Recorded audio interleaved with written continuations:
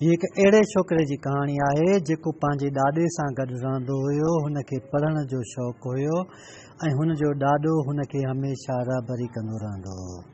हुनजे ॾाॾे हुनखे साइकिल वठी ॾिनी त जीअं हू रोज़ानो स्कूल वञे ऐं टाइम ते पहुचे ऐं पढ़ाईअ ते पंहिंजो ध्यानु ॾिए। शाम जो हू पंहिंजे ॾाॾे सां गॾु ज़मीन ते कमु कंदो हो ऐं पंहिंजे कुराड़े ॾाॾे जी मदद कंदो हो। हिकिड़े ॾींहुं जंहिं ॻोठ में हू रहंदो हो उते उन ॻोठ वारे ज़मीनदार जा कुझु महिमान आया त ही उन जॻह ते मौजूदु हुया। उन ई ज़मीनदार हिन छोकिरे खे चयो त हिननि महिमाननि खे चांहि पियार। हुन जी महिमाननि खे चांहि ॾिनी त उहा हिकिड़े महिमान जे कपिड़नि ते हारजी पई ऐं उन जा कपिड़ा विञाइजी विया। वॾेरे खे गुस्सो आयो ऐं हुन तकड़ में उन छोकिरे खे चपाट हईं त छोकिरो रोअण लॻो। इत्तफ़ाक़ सां उतां उनजो ॾाॾो गुज़रियो ऐं उहो हुन छोकिरे खे वठी पाण सां गॾु वियो त हू छोकिरो रोअण लॻो त हुनजे ॾाॾे चयो त कामयाबी बहितरीन बदिलो आहे। तूं महिनत सां पढ़ ऐं कामयाब थी ॾेखार। इन्हनि माण्हू खे इहो ॾेखार त तूं ई कामयाबु आहीं ऐं पोइ ॾिस त हू तुंहिंजी कीअं था हेठाहीं कनि।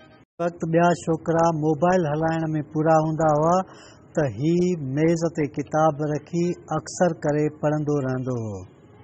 कुझु अरसे खां पोइ उहो छोकिरो हिकु बस्ते शहर में पढ़णु वियो। जॾहिं हिन यूनिवर्सिटीअ में तालीम पूरी कई त हिन खे स्कॉलरशिप मिली ऐं हू ॿाहिरीं मुल्क रवानो थी वियो। जॾहिं हू वापसि आयो त हुन जे ॾाॾे हुन जी शानदार आजियां कई।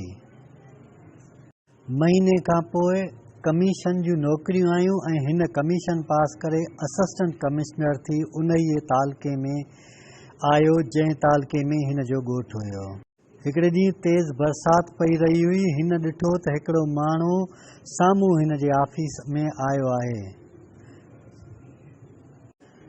हिन पटेवाले खे चयो त उन ई माण्हूअ खे ऑफिस में वठी अच। उन वक़्तु हू लैपटॉप ते कमु करे रहियो। पंहिंजो लैपटॉप बंदि कयो ऐं उन माण्हूअ खे चांहि आशी। जॾहिं उन वॾेरे उन छोकिरे खे ॾिठो त हू वाइड़ो थी वियो ऐं निदामत में हुन जूं नज़रूं झुकी वयूं ऐं हुन चयो मूंखे माफ़ी ॾे। उन छोकिरे चयो त का ॻाल्हि न आहे, मां तव्हांजो मसइलो हल कयां थो। जेकॾहिं तव्हां उन ॾींहुं मूंखे चपाट न हणो हा त मुंहिंजी क़िस्मत अॼु ताईं तब्दीली न थी आहे ऐं मुंहिंजो ॾाॾो मुंहिंजी रहनुमाई न करे सघे हा, न ई आउं उन जी सलाह ते अमल कयां हा। ज़िंदगीअ जे हर मोड़ ते सभई मुखालिफ़ आहिनि जेके हर टाइम हर वक़्तु इहो चाहींदा आहिनि त असां नाकाम थियूं। पर जेकॾहिं तव्हां उन्हनि खां बदिलो वठणु चाहियो था त पंहिंजी मंज़िल ते पहुचो, कामयाबु थियो ऐं कामयाबीअ खां पोइ ॾिसो त उहे कीअं तव्हां वटि झुकनि था।